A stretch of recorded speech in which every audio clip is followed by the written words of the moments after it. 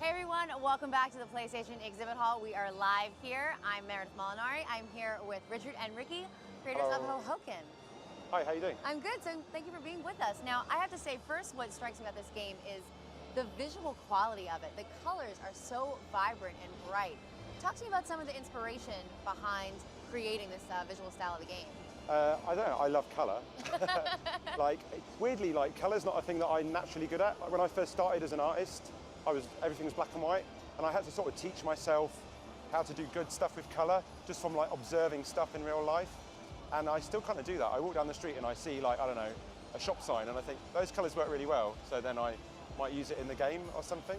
Yeah, cool. So that answer specifically about colour, but colour is really important in our game.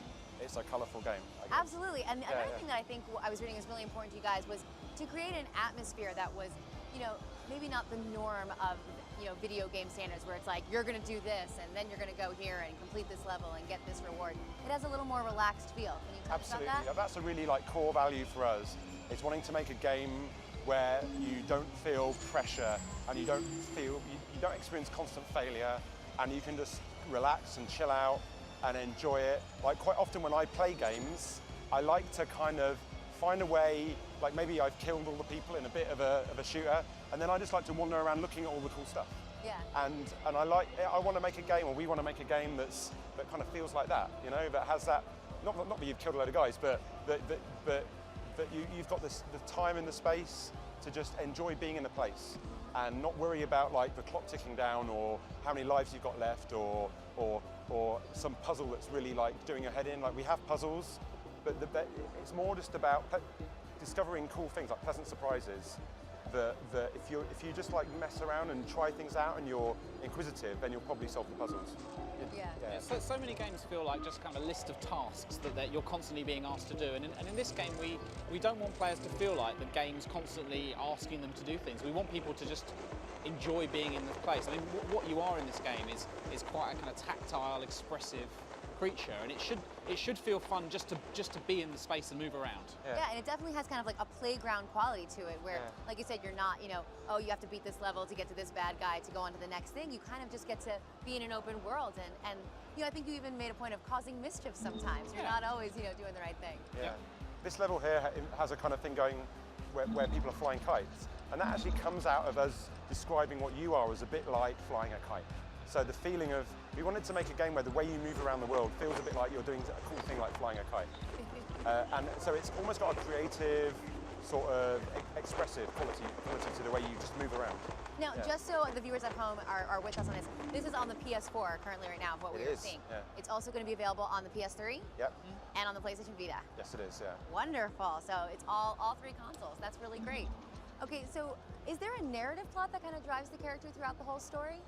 There's not I wouldn't say there's a really strong story. The kind of thing you are, you're quite you're this sort of strange thing that's kind of alien to the world that you're moving in, and you don't speak the language of anybody, and you come into these different places, and in one place, as Ricky said, one place you might be mischievous, and in another place you might be helpful to the people who live there, like you are here, and yeah, for us it's more to do with creating a kind of convincing and cohesive world, and there is a kind of a story, and it's kind of about finding your place in that world, but I don't want to talk about it too much beyond there. We don't want to give away all the surprises. Talk to me a little about the music, because the music in it is really beautiful. Is it a score that was written specifically for the game? Kind of. The music's really exciting. So we're doing a collaboration with the record label Ghostly, who've got quite a lot of artists whose work we really love, and who even before, way back when we were just making this as a prototype and it was in the IGF, before we were involved with Sony at all, we had a kind of a playlist of music that was kind of inspirational, the sort of music we thought would work for the game, and it had artists on it who were Ghostly artists, and then when we started working with Sony Santa Monica, they've got an amazing sort of music and audio department. They've got really great guys there, and they were like, yeah, we can try and actually get these guys to make the music, and we've ended up with that record label doing their artists doing all the music. And I don't know if you've heard the music in the trailer, so that's the first bit of music from that record label. Wonderful. Yeah, and it's I think because it's this kind of chilled out thing where you're immersing yourself in this thing and you're playing around. I think having awesome music to accompany that is really important. Absolutely. Yeah, You touched a little bit on the subject of joining up with Sony Santa Monica. And now, as an indie developer, was there a certain level of nervousness going into that relationship? Were you really excited? How did you guys get together, and did that relationship help flourish the game? Well, we knew their work really well. Like, we already have massive respect for a lot of the games that they'd made at the time we started talking to them. So, like, we already knew that we were pretty much talking to the right people. And the early conversations were just, they were just so supportive of the kind of thing we were trying to make. You know, we're trying to make quite a strange thing that's, you know, and we really didn't want the people we make the game with to try and break that. We wanted people to, the partner we worked with, to be true to the spirit of what we're trying to make. Yeah. And at no point did we ever feel like, yeah, they're going to try and change this and turn it into something more video gamey. Like, yeah. In fact, it's the opposite. Sometimes we've had ideas for things which are quite kind of, which are moving away from it being such a kind of, I don't know how you describe it, arty. I hate the term arty, but you know what I mean. And they've almost said no. You know, they really want to protect that vision, and you can see what they've done with, like, you know, the That Game Company games and games like, you know, like Detour and Lingering Shadows, you know, and the Giant Sparrow game. Yeah.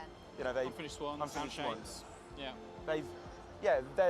They've set their stall out for supporting kind of interesting, creative visions with games, and so I reckon they're the perfect people.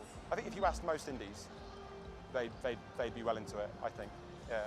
That's great, and I think it's what's really inspiring probably to other indie developers is seeing how well a game like this, which is very different than any other games that are out there, is actually being supported by such a big name like Sony Santa Monica Studio, and it makes probably the other indie developers be a little less nervous moving forward.